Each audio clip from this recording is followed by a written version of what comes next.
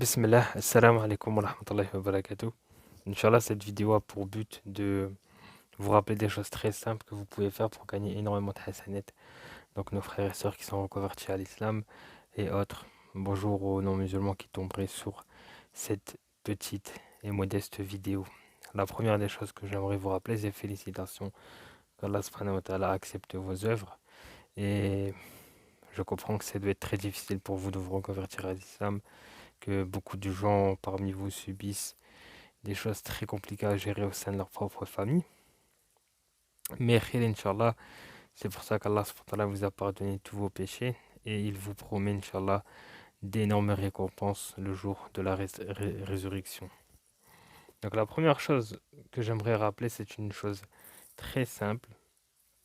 C'est un moyen de gagner énormément de hasanat. Et on parlera également brièvement des prières surérogatoires parce qu'il y en a qu'elles sont très importantes.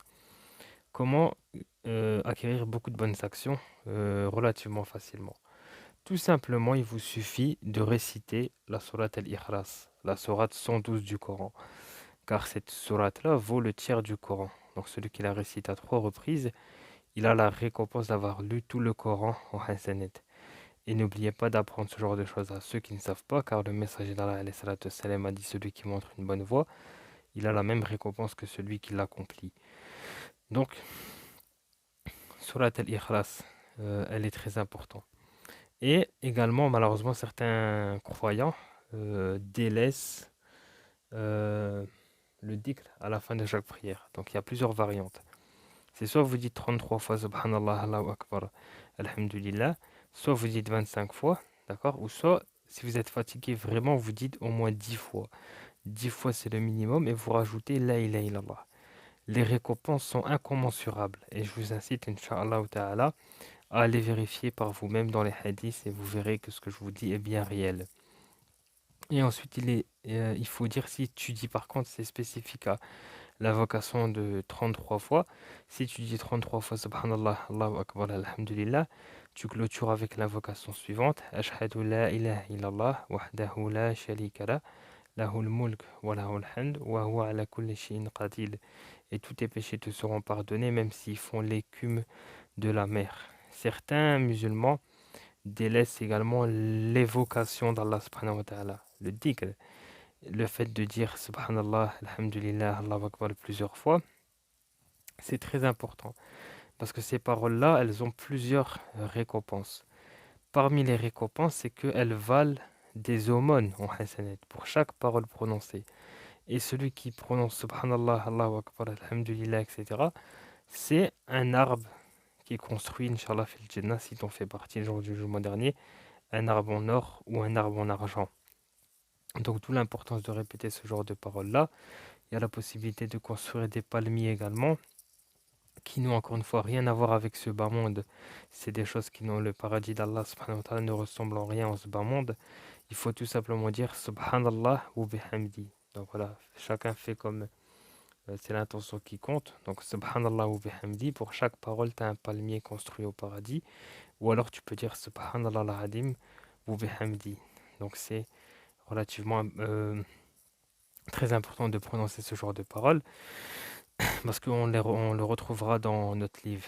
Et Allah subhanahu wa ta'ala nous informe dans la sourate 50 verset 18 qu'on ne prononce pas une parole sans qu'il y ait un ange qui note tout ce qu'on dit. L'ange gauche, il note les mauvaises paroles et les mauvaises actions, d'accord? Et l'ange droite, les bonnes paroles et les bonnes actions. D'où l'importance d'avoir beaucoup d'istighfar, beaucoup de astaghfirullah dans notre livre. Donc le fait de répéter plusieurs fois ça, le prophète sallallahu alayhi wa sallam, il se repentait 70 fois par jour. Et dans une autre version, 100 fois par jour. Donc c'est très important d'avoir ce genre de paroles dans notre livre le jour du jugement dernier. Des istighfal, des récitations de surat al-Ikhlas, etc., surat al-Nas, etc. Répéter la hawla wa la quwwata illa billah. Parce que cette parole-là, la hawla wa la quwwata illa billah, comme l'a dit le messager d'Allah, ce sont les trésors parmi les trésors du paradis.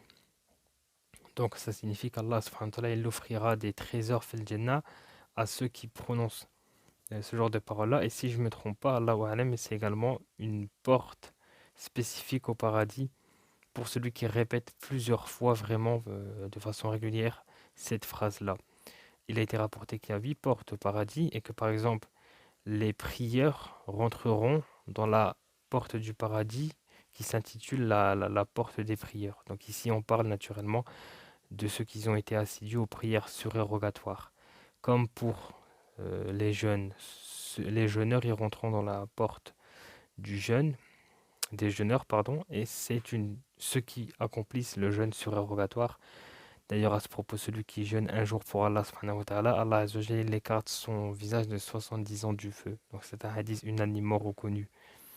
Ensuite, donc, ce que j'aimerais rappeler, c'est une prière quand même très importante. Si on continue dans la construction du paradis, donc voilà, comme vous le savez, celui qui va rentrer, le dernier croyant qui va rentrer au paradis, d'accord? Euh, Allah subhanahu wa ta'ala, Allah subhanahu wa ta'ala, grosso modo, donc je vous incite à aller lire parce que le hadith est assez long. La dernière personne à rentrer au paradis, vous verrez par vous-même. Allah subhanahu wa ta'ala lui promet en gros 10 fois ce monde comme royaume et tout ce qu'il contient. Mais avec les constructions du paradis, ça n'a rien à voir avec les constructions de ce bas monde. Dans notre religion, l'islam, Adam, alayhi salam, y était fil Jannah, comme vous savez. Puis il a mangé l'arbre défendu, d'accord? Comme les chrétiens l'appellent le fruit de la connaissance, ou je ne sais pas comment ils disent. Et Allah, il les a punis et ils sont descendus sur terre. Donc voilà, c'est contrairement au christianisme, si je ne me trompe pas, où c'est ici, le jardin d'Éden. Donc le jardin d'Éden, c'est sur cette terre-là. D'accord? Ce qui est en totale contradiction avec nous. Et les gens du paradis, ils ont l'image d'un roi, d'accord? Et l'image d'une reine. Ils ont même des couronnes sur la tête. Et chaque croyant aura ses propres serviteurs, aura ses propres vêtements, aura ses propres demeures, etc. Et il vivra éternellement. Donc le bonheur éternel. Désolé. Donc le bonheur, le bonheur éternel. Donc c'est pour ça que chaque musulman doit essayer de faire beaucoup d'œuvres pour essayer d'acquérir les hauts rangs du paradis. Et le prophète sallallahu alayhi wa sallam, il a dit, si vous demandez le paradis, demandez al-firdaous, donc les plus hauts rangs du paradis. Et dans un hadith unanimement reconnu, vous devez dire dans votre invocation de prière à 3 reprises, Seigneur, accorde-moi le paradis, Seigneur, accorde-moi le paradis, Seigneur, accorde-moi le paradis. Et le paradis témoignera pour toi. Ou alors il demandera plutôt que tu sois introduit au paradis et tu demandes la protection contre le feu. Et l'enfer dira à Allah SWT, ne le fais pas rentrer chez moi. Donc c'est un hadith authentique. Donc c'est très important de prononcer ce genre de paroles-là. Donc il a été rapporté que il y a 8 portes du paradis, mais il y a un seul paradis. Il y a différents degrés au paradis. Et chacun aura un degré en fonction de ce qu'il a fait. Donc si par exemple un croyant a la chance de rentrer au paradis avec sa femme, ben, techniquement ils n'auront pas le même degré. Il a été relaté que celui qui a un degré au-dessus de l'autre, celui qui est au-dessus il pourra descendre les cieux pour rendre visite à sa femme par exemple, mais elle, ou vice-versa, elle ou lui ne pourra pas monter dans les cieux. D'où l'importance d'essayer de fournir un maximum d'efforts pour espérer gagner les hauts rangs du paradis. D'ailleurs, ne négligez pas un conseil, la prière de l'aube, les 2 unités avant la prière de l'aube, parce que ce sont des prières qui valent plus que ce monde et tout ce qu'il contient. Et donc, du coup, en parlant de prière, euh, ceux qui se sont reconvertis à l'islam, par exemple, il y a un moyen de prier ici le temps d'apprendre Surat al-Fatiha, le temps d'apprendre le Tashahhud, etc. Vous devez faire, il y a beaucoup de vidéos qui le montrent, mais au lieu de réciter, vous devez faire la même chose, au lieu de réciter Surat al-Fatiha et une autre sourate, par exemple, vous faites des louanges. Voilà, c'est comme ça que vous priez. Vous vous mettez en direction du cube sacré, d'accord? Et vous dites Subhanallah, Alhamdulillah, Allahu Akbar, La hawla wa la quwwata illa billah, La ilaha illallah. Donc vous prononcez les paroles que vous avez prononcées et vous faites ça pendant 30 secondes. En fait, le temps de réciter sur la Al-Fatiha. Et ensuite, vous faites pareil, vous vous inclinez, vous dites Subhanallah, Subhanallah Rabbiyal A'la, Subhanallah Rabbiyal A'la, etc., etc. Subhanallah, désolé. Quand vous vous inclinez, vous dites Subhanallah Rabbil Adim, Subhanallah Rabbil Adim, Subhanallah Rabbiyal Adim, Subhanallah Rabbiyal Adim. Puis, quand vous vous inclinez au sol, vous dites Subhanallah Rabbiyal A'la, Subhanallah Rabbiyal A'la, Subhanallah Rabbiyal A'la. Et quand vous êtes prosterné, vous... Attendez, je vais reprendre parce que désolé. Donc, vous dites en gros Allahu Akbar, vous vous mettez comme ça et vous faites vous dites Subhanallah, Alhamdulillah, Allahu Akbar, La ilaha illallah, La hawla wa la quwwata illa billah. Ensuite, vous dites Allahu Akbar, vous vous inclinez, vous dites Subhanallah Rabbiyal Adim, Subhanallah Rabbiyal Adim, Subhanallah Rabbiyal Adim. À 3 reprises, vous vous relevez, vous redites Allahu Akbar et vous vous prosternez. D'accord? Et là, vous dites à 3 reprises Subhanallah Rabbiyal A'la. Subhanallah Rabbiyal A'la. Subhanallah Rabbiyal A'la. Ensuite, vous vous mettez sur les genoux et vous dites Rabbighfirli, Rabbighfirli, Rabbighfirli. Ensuite, vous vous reprosternez et vous dites Subhanallah, Subhanallah Rabbiyal A'la. Subhanallah Rabbiyal A'la. Subhanallah, Subhanallah Rabbiyal A'la. Et ensuite, vous vous relevez. Et là, vous avez fait une seule unité. D'accord? Et ensuite, vous refaites la même chose. Et une fois que avant de vous relever, donc vous allez devoir faire ce qu'on appelle le tout premier tashahhud. D'accord? Mais pour le tashahhud, j'ai pas j'ai pas réussi à trouver ce que vous devez dire exactement. Mais khir, Inch'Allah, vous dites seulement le début du tashahhud. Vous dites At-Tahiyyatu lillah. Voilà, vous dites, et là, vous vous relevez. Et là, vous avez donc accompli la prière de l'aube. Donc, du coup, en faisant 2 unités de prière. Ensuite, il y a des prières à voix haute et il y a des prières à voix basse. C'est extrêmement simple. Les prières de jour, c'est à voix basse. Et les prières de nuit, c'est à voix haute. Donc, sur 5 prières, il y a 2 prières à voix basse. Donc, la prière de l'après-midi, Dhuhr, et la prière de milieu d'après-midi, Al-Hasr. Et donc, du coup, voilà. Ensuite, concernant les récitations, c'est extrêmement simple. Une fois que vous allez apprendre à réciter Surat al-Fatiha, c'est seulement dans les 2 premières unités de prière. Imaginons que vous avez réussi à apprendre Surat al-Fatiha plus une autre surat derrière. Imaginons qu'on va faire la prière de l'après-midi. Donc il y a 4 unités. Donc première unité, vous récitez Surat al-Fatiha plus par exemple Surat al-Ikhlas. Deuxième unité, vous récitez Surat al-Fatiha plus encore Surat al-Ikhlas, par exemple. Et là, il y aura ce qu'on appelle le tashahhud. Mais le tashahhud, vous devez le faire en 2 façons. Voilà. Étant donné qu'il y a plus de 2 unités, donc vous devez faire le tashahhud à moitié. D'accord? Ensuite, pour la 4e unité, vous devez refaire le tashahhud en entier. Donc, je vais vous expliquer. Une fois que vous avez fait les 2 unités, vous faites le tashahhud. Donc, vous dites, à moitié, vous dites At-Tahiyyatu lillah. والصلوات والطيبات السلام عليك أيها النبي ورحمة الله وبركاته السلام علينا وعلى عباد الله الصالحين أشهد لا إله إلا الله وحده لا شريك له وأشهد أن محمدا عبده ورسوله. Voilà, vous vous arrêtez à son serviteur et son messager, عبده ورسوله. Vous vous relevez, d'accord, et vous récitez seulement Surat al-Fatiha pour la 3e unité, d'accord, et Surat al-Fatiha également pour la 4e unité.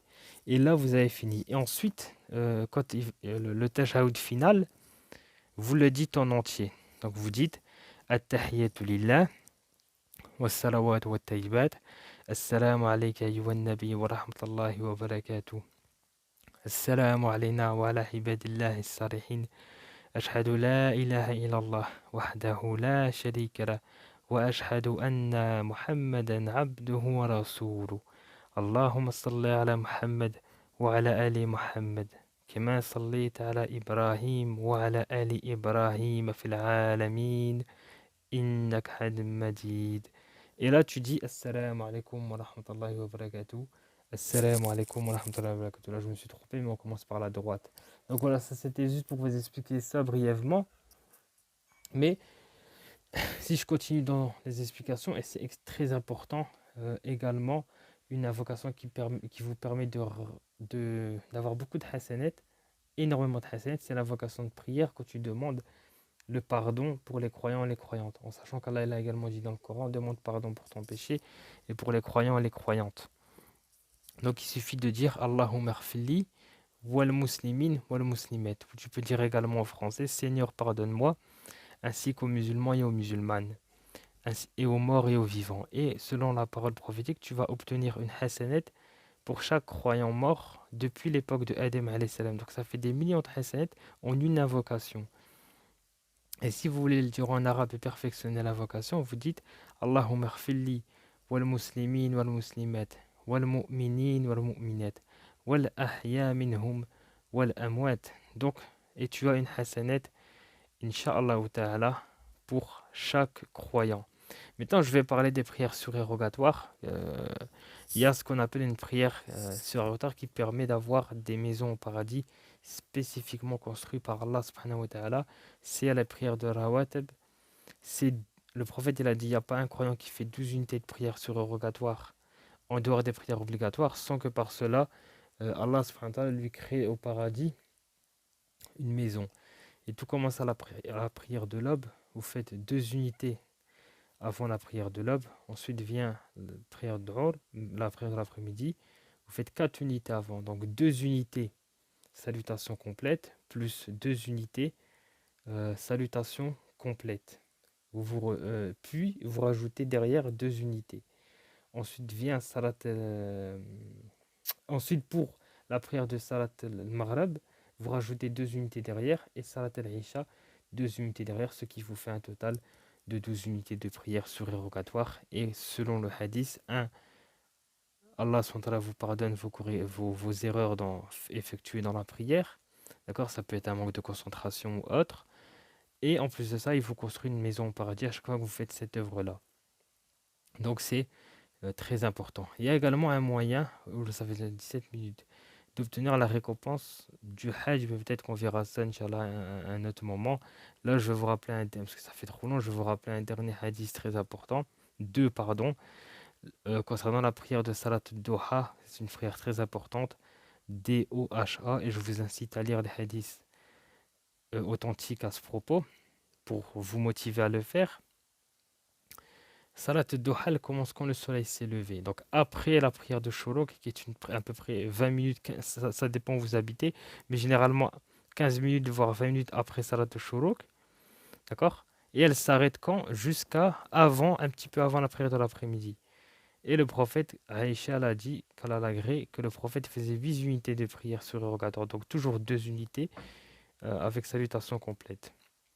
Et parfois, il faisait ce que Allah lui permettait de faire. Donc le messager d'Allah, il faisait 8 unités de Salat Doha. Et également une prière qui a énormément recommandé le prophète, c'est la prière de Salat al-Witr, donc qui commence après Salat al-Isha. Donc c'est une prière impaire et Allah nous a tellement facilité dans cette prière-là. Donc vous pouvez faire soit une seule unité, soit vous faites 3 unités, soit 7 unités, soit 9 unités, et son maximum est de 11 unités. Et chacun fait selon ses capacités. La particularité de cette prière-là, c'est qu'on peut la prier comme on veut. C'est-à-dire que si tu décides de faire 3 unités, par exemple, tu peux enchaîner 3 unités et faire une seule salutation complète à la fin. Pareil, si tu veux faire 5 unités, t'enchaînes les prières, les unités. À la cinquième unité, tu fais la salutation complète, salam alaikum wa rahmatullah, et tu fais les invocations. Donc c'est une prière très recommandée du message d'Allah alayhi salatu wassalam. Et dernière chose, l'idée reçue concernant la prière de la nuit. Il y a beaucoup de gens qui pensent que ça commence après Salat al-Isha, mais dans la réalité, ça commence après Salat al-Maghrib. Donc à partir de là, vous êtes autorisé de faire des prières de nuit, donc 2 unités plus 2 unités à chaque fois, et ça vous est compté comme étant des prières de nuit, et la fin, c'est un peu avant la prière de l'aube. Donc vous avez largement le temps. Allahu a'lam wa sallallahu alayhi wa sallam ala man bu'ita lil rahmatan lil alamin. Allah est plus savant, paix et bénédiction sur celui qui a été envoyé comme miséricorde pour le monde.